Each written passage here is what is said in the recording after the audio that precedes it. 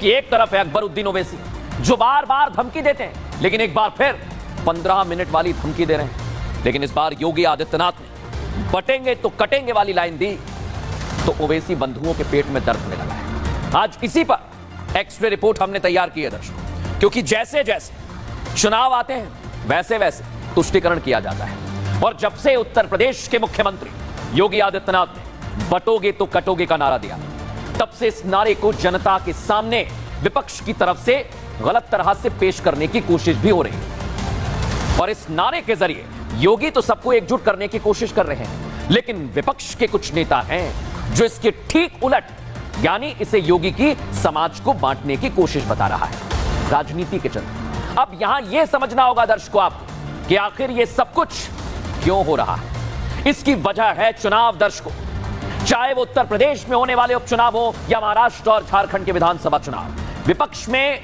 खौफ है, डर समा गया है। डर है बीजेपी से हार जाने का, क्योंकि हरियाणा में हुआ, इसलिए विपक्ष सभा आयोजित करता है चुनाव प्रचार करने के लिए। लेकिन वहां पर बात बीजेपी के फायर ब्रांड नेता योगी आदित्यनाथ की ही की जाती है। पूरी सभा, पूरा भाषण योगी आदित्यनाथ पर केंद्रित होता है। सोचिए जरा, क्योंकि पूरे कार्यक्रम के दौरान बात सिर्फ योगी के दिए बटोगे तो कटोगे के नारे पर आकर टिक जाती है। और योगी के बयान पर सियासत करने वालों की लिस्ट में आज जिसका नाम जुड़ गया है वो है AIMIM चीफ असदुद्दीन ओवैसी के साथ उनके छोटे भाई अकबरुद्दीन ओवैसी का।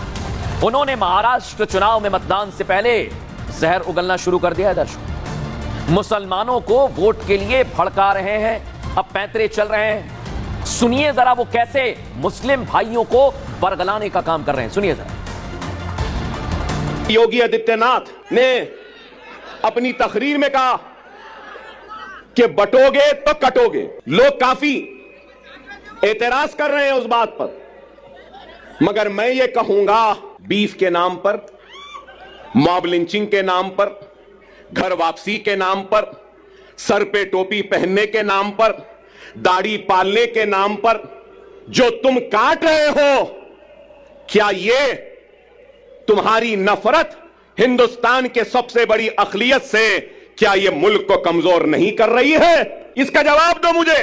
अगर हिंदू और मुसलमान को तुम लड़ाओगे, हिंदू और मुसलमानों को नफरत कराओगे, तो क्या यह मुल्क को कमजोर करने के बराबर नहीं है? ये तकरीर आपने सुन ली, सुना आपने कैसे अकबरुद्दीन ओवैसी। लेकिन आज हम सवाल पूछना चाहते हैं आपसे कि ये क्लिप देखकर आपको इनकी बॉडी लैंग्वेज कैसी नजर आती है? इनकी भाषा पर गौर करिए थोड़ा सा। देश के प्रधानमंत्री और एक राज्य के मुख्यमंत्री के लिए ये किस तरह की भाषा का इस्तेमाल कर रहे हैं? इनकी भाषा से पता लगता है क्या छोटे ओवैसी यादव भूल गए, क्योंकि मोदी योगी को कोसते कोसते अकबरुद्दीन ओवैसी सारी हद पार कर रहे हैं। सियासत में आगे निकलने के लिए इस तरह की भाषा का प्रयोग कहां तक जायज है? क्योंकि जिस तरह ये शब्द बोल रहे हैं वो कहां तक जायज हैं, आज सवाल खड़ा होता है। और संभाजी नगर में इस चुनाव प्रचार के दौरान अकबरुद्दीन ओवैसी का एक एक जेस्चर कैसा है, आज हमने दर्शकों इसका एक्सरे किया है। और एक्सरे करना इसलिए जरूरी था क्योंकि एक तरफ है योगी आदित्यनाथ और दूसरी तरफ कौन है? अकबरुद्दीन ओवैसी। लेकिन अकबरुद्दीन ओवैसी आज योगी आदित्यनाथ और पीएम के लिए क्या कह रहे हैं वो इस रिपोर्ट में समझिए।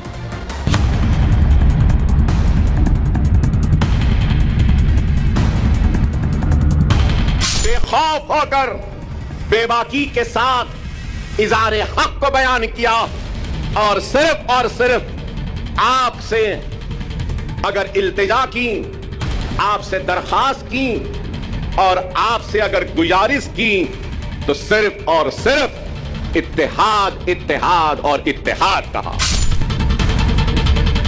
ये अकबरुद्दीन ओवैसी हैं, असदुद्दीन ओवैसी के छोटे भाई। ये बड़े मियां की तरह ही है, ये भी भड़काऊ भाईजान की तरह जहरीले बयान देते हैं। ये कहने को तो संभाजी नगर में चुनाव प्रचार करने गए थे, लेकिन यहां इन्होंने जहर घोलने के अलावा कुछ नहीं किया। इस प्रचार के दौरान छोटे ओवैसी ने इत्तेहाद का जिक्र किया, यानी एकजुट होने का। ये वही हैं जो योगी आदित्यनाथ पर बांटने का आरोप लगा रहे हैं, लेकिन खुद भाईजानों को एकजुट करने की आवाज बुलंद कर रहे हैं। योगी आदित्यनाथ ने अपनी तकरीर में कहा कि बटोगे तो कटोगे। लोग काफी एतराज कर रहे हैं उस बात पर, मगर मैं ये कहूंगा, बीफ के नाम पर, मॉब लिंचिंग के नाम पर, घर वापसी के नाम पर, सर पे टोपी पहनने के नाम पर, दाढ़ी पालने के नाम पर जो तुम काट रहे हो, क्या ये तुम्हारी नफरत हिंदुस्तान के सबसे बड़ी अखिलियत से, क्या ये मुल्क को कमजोर नहीं कर रही है? इसका जवाब दो मुझे। अगर हिंदू और मुसलमान को तुम लड़ाओगे, हिंदू और मुसलमानों को नफरत कराओगे, तो क्या यह मुल्क को कमजोर करने के बराबर नहीं है? अकबरुद्दीन के इन बयानों को सुनकर तो यही लगता है कि कहने को तो वो चुनाव प्रचार करने गए थे, लेकिन वो भड़काऊ राजनीति में लगे हैं। उनके हाव भाव, उनकी भाषा ने हवा में जहर घोलने का काम किया है। हमारे वजूद के जरिए हमको खत्म करने वालों को यह पैगाम देना चाहता था कि यह मुल्क जितना माथे पे तिलक लगाने वाले का है, सर पे पगड़ी बांधने वाले का है, उतना ही यह मुल्क चेहरे पे दाढ़ी रखने और सर पे टोपी पहनने वाले का भी है। अकबरुद्दीन का एक एक शब्द बताता है कि कैसे वो समाज को बांटने के मंसूबा लिए वहां पहुंचे थे। न सिर्फ उनकी जुबान जहरीली थी, बल्कि उनका हर हाव भाव सवालों में है। जनता के बीच मुट्ठी बांधकर ताकत का प्रदर्शन करना हो, या उंगली दिखाकर चेतावनी देने की बात हो, या फिर चेहरे पर क्रोध जिसे देखकर भाईजान उकसावे में आ जाएं और महाराष्ट्र का चुनाव हिंदू मुसलमान पर सिमट कर रह जाए। क्या ये सारी कोशिश तुष्टीकरण की? क्योंकि अकबरुद्दीन के बयान सुनकर इतना तो साफ हो गया कि बेशक ये चुनाव प्रचार के लिए संभाजी नगर पहुंचे, अपील जनता से चुनाव में उनकी पार्टी को वोट देने की थी, लेकिन दबंगई और गुंडागर्दी इनके व्यक्तित्व का शायद हिस्सा सा हो गई। यारों, बेशक योगी आदित्यनाथ पर बांटने का लगा रहे हैं, सियासत है लगाने, लेकिन ऐसा जहर घोलकर भड़काऊ बयानबाजी करके एक बयान को हिंदू मुसलमान से जोड़कर खुद वो समाज को बांटने का काम कर रहे थे। अकबरुद्दीन ओवैसी चीख चीख कर कह रहे थे कि ये मेरा हिंदुस्तान है, लेकिन वो बराबर मुसलमानों के साथ साथ सभी धर्मों को भड़काने की साजिश कर रहे हैं। इनका मकसद सिर्फ और सिर्फ एक, चुनावों में बीजेपी को पछाड़कर जीत की ओर आगे बढ़ा। इसलिए ये कुछ भी कर गुजरने को तैयार हैं। सुनिए जरा कैसे छोटे ओवैसी सभी धर्मों के लोगों को उकसाते हैं, भड़काने का काम करते हैं। सुनिए जरा। मैं अकबर ओवैसी मुसलमान, ला इलाहा इल्लल्लाह मोहम्मद रसूलुल्लाह कलमा पढ़ने वाला मुसलमान, इस मुल्क का किराएदार नहीं है,